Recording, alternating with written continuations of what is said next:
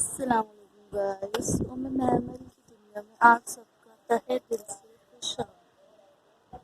Today is my first vlog and कुछ भी समझ में नहीं आ रहा किस तरह बनाऊँ कैसे बनाऊँ, बट आप सबकी मोहब्बत और प्यार की बहुत बहुत तवज्जो चाहिए ताकि मैं और अच्छा काम कर सकूँ।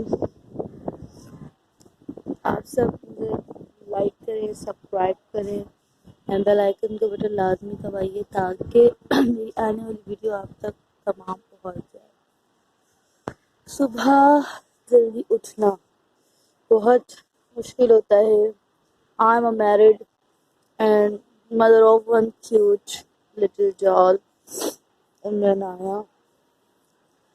सुबह स्कूल जाती हैं वो, उनके बाद उठ जाती हैं, उठने के बाद उनको नाश्ता वाश्ता करा के उनको स्कूल रिटर्न आउट करवाती हूँ मैं।